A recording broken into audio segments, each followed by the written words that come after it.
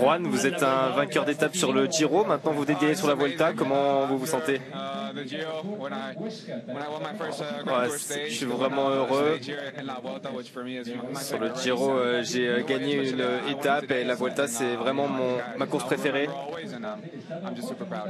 Je suis vraiment super fier de pouvoir m'imposer de nouveau. Qu'est-ce que ça fait de pouvoir gagner 3 étapes d'affilée en tant qu'équipe? Ouais, c'est vraiment super. Le chrono par équipe, c'était vraiment spécial parce que c'est un effort de tout le monde et tout le monde compte. Jay, yesterday, hier, a fait une étape incroyable devant sa femme et son fils en plus, donc c'était très spécial. Aujourd'hui, c'était moi. Alors, on n'a pas de sprinter, donc demain, on ne gagnera pas, je pense, mais j'espère qu'on pourra continuer comme à gagner. Quelle journée, très difficile, mais vous avez bien résisté, surtout quand la bataille entre les grands favoris a débuté. Ouais, c'était une nouvelle expérience pour moi, qu'est-ce que je peux dire. Je suis content d'avoir 7 motos en tant que coéquipier aujourd'hui qui m'ont bien amené. J'avais juste à suivre les meilleurs dans la montée ensuite. Donc c'est vraiment une nouvelle expérience. Est-ce que vous avez eu le temps de profiter du maillot rouge ou c'était une journée trop dure pour ça? En vrai, je ne l'ai pas vraiment profité de ce maillot rouge. J'étais surtout nerveux parce que je voulais pas le perdre. Peut-être que demain je vais en profiter un peu plus. À quel moment vous avez compris que vous alliez garder le maillot rouge? J'ai su quand Almeida a attaqué à 5 km de l'arrivée et ensuite ils n'ont pas collaboré. C'est là que j'ai su que j'allais le garder. Quel est le plus beau message que vous ayez reçu depuis hier? Le plus beau? C'est une question dure. Peut-être de mon ancien entraîneur, c'était vraiment cool. Et aussi de mon entraîneur actuel, c'était super. Demain, vous avez dit que vous allez plus en profiter. C'est sûr que ça va être une journée plus facile. Ouais, demain, j'ai pas la peur de lâcher dans la dernière ascension, donc je vais en profiter encore plus. Joao Almeida, 3e victoire d'affilée pour votre équipe aujourd'hui. Bravo à Juan. Est-ce que vous êtes surpris de le voir en forme comme ça? Non, pas vraiment. C'est un super coureur, plein de classe, et il est super fort. Il le mérite. Il y a eu des hauts et des bas pour lui. Ça a été c'est un chemin difficile, donc je pense qu'il le mérite aujourd'hui. Je tiens à le féliciter. Et pour l'équipe, c'est super. Vous avez l'air très fort aujourd'hui. Parlez-nous un petit peu de l'attaque et de votre collaboration avec Vingegaard que tu connais. Ouais, on voulait essayer de durcir le final. C'est pour ça qu'on a accéléré un petit peu pour essayer. Je pensais que la montée serait un petit peu plus dure pour être franc. J'ai essayé, il y avait peut-être un écart pour certains coureurs, mais ça collaborait pas très bien. On dirait que vous vous sentez mieux de jour en jour. Ouais, je me sens bien tous les jours. C'est un bon signe. Et j'attends les prochaines étapes difficiles. Et pourquoi Jonas ne voulait pas durcir avec vous? Ouais, je peux comprendre. Je pense qu'il sait pas souvent qu'il durcit finalement. Sepkus, c'était un plaisir de vous voir et vous dresser sur les pédales et voler dans cette ascension. Ouais, c'était une étape difficile. Le départ était très difficile. On attend l'échappée a attendu la première montée pour partir. Il y a eu un peu plus de différence que ce qu'on espérait dans la dernière montée. On a contrôlé les pieds, on avait tout sous contrôle.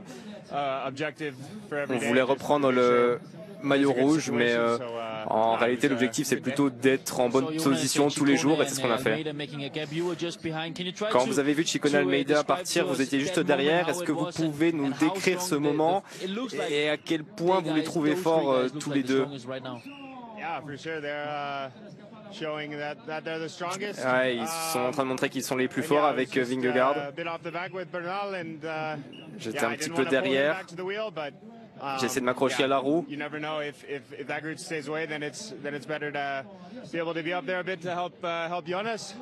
Mais on ne sait jamais. Après, j'aurais pu prendre de l'avance pour espérer aider Jonas un peu plus loin. Mais de toute façon, ça s'est regroupé à la fin en groupe. Moi, mon but, c'est pas de perdre du temps. La Vuelta, c'est une course un peu plus facile pour moi pour être à l'avant. Et ça ne coûte rien d'avoir une deuxième option au général. Bien sûr, la priorité, c'est Jonas, mais je reste placé. Maintenant, en plus, UAE n'a plus qu'un seul leader pour le classement général. Donc en réalité c'est un peu moins pertinent pour moi d'être placé au général, mais bon, on ne sait jamais ce qui peut se passer en deuxième semaine. Qu'est-ce que vous pensez Est-ce que vous êtes surpris de voir Ayuso rebondir aujourd'hui? Non, je ne suis pas surpris. Je suis content pour lui de rebondir comme ça après même pas une mauvaise journée hier, mais une journée normale. Il n'y a pas besoin d'être super fort aujourd'hui, en tout cas il a rebondi.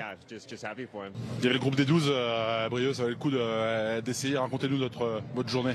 Ouais, c'était vraiment très dur la première ascension, il y avait plein de monde à vouloir être dans l'échappée. Donc ça a roulé vraiment fort, je crois qu'à la première bascule on devait être 30-35 et voilà, je voulais vraiment y être. C'était vraiment l'objectif du jour. Et voilà, à la deuxième bascule plutôt, le groupe est sorti, donc je me suis dit que mon arrivée était en haut, on va dire. Ma première arrivée.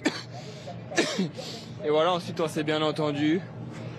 Et la dernière bosse, c'était sauf qui peut, quoi. C'est impossible avec Jevine et avec Ronan Ayuso à Brieux? Ouais, c'est encore un autre niveau. Moi j'étais à fond vraiment assez rapidement dans le col, donc pas de regret. Je pense que j'ai fait la meilleure montée possible, donc voilà, je suis à ma place. Ouais.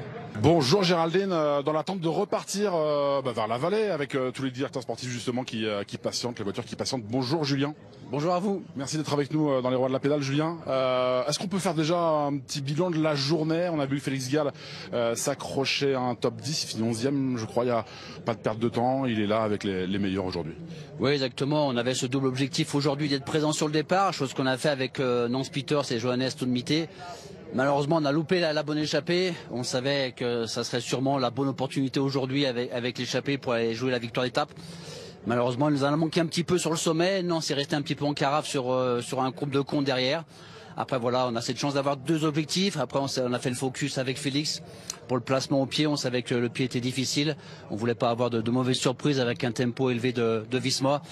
Voilà, puis bon, Félix a fait sa montée, a suivi le groupe des favoris. Il n'y a pas eu de grande bagarre, j'ai fini 11e. Reste un progrès de 2 places, 10e au classement général. Voilà, demain, attention, petite étape piège. Jackie va bien aimer s'il y a du vent. Nous, un peu moins, mais voilà. Et puis bon, dimanche, avant la journée de repos, il y aura également le dernier rendez-vous de cette semaine avec une arrivée au sommet. Jackie très fort, parce que tous les coureurs français ils me disaient Jackie, il a dit Juan Ayuso hier soir, donc ils m'ont dit c'est pour ça qu'on n'a pas gagné aujourd'hui. On l'avait dit aussi, il a dit Ayuso aujourd'hui il va pas se louper. C'était l'homme à suivre, mais bon, il était vraiment très fort. Julien, il y a eu une image forte hier, peut-être que vous y avez cru aussi, c'est Bruno Armirail qui termine deuxième de cette étape, à 31 secondes au général de Torstensrein. On ravale sa déception assez vite, qu'est-ce qu'on lui dit après cette étape? Ouais, après honnêtement, la frustration il y en a un petit peu, parce que on savait qu'une fois que Jevine avait la victoire étape, nous on avait la chance de pouvoir également jouer ce maillot rouge. Voilà, mais bon, il était plus fort. C'est pour ça que le soir dans le débrief avec Bruno, il n'y avait pas d'énormes regrets, même si Fortunato a un petit peu énervé Bruno, parce qu'il ne prenait pas des grands relais à l'italienne. Voilà, mais bon, c'est clair que ça a été difficile de sortir à Rennes. Voilà, en plus avec les bonifications, il fallait absolument faire devant lui, c'était assez compliqué. Donc voilà, pas d'énormes regrets. C'est clair qu'on aurait aimé pour Bruno, c'est sûr, ça a été symbolique après le maillot rose, le maillot rouge. Voilà, mais pas d'énormes regrets. Aujourd'hui, il a essayé de s'accrocher au pied de la bosse. Les sensations n'étaient pas folles, donc il s'est relevé après. Il y a toujours une pression, on l'imagine, quand on est patron d'une équipe comme Decathlon à G2R la mondiale. Ceci dit, est-ce qu'on leur dit sur la Vuelta, les gars, c'est bonus, faites-vous plaisir aussi? Comment vous le vivez? Oui, c'est clair que la notion de plaisir est importante ici. C'est le 3e grand tour, beaucoup de coureurs le 2e, par exemple Félix après le Tour de France, ici la Vuelta, donc c'est clair qu'il faut trouver le bon équilibre.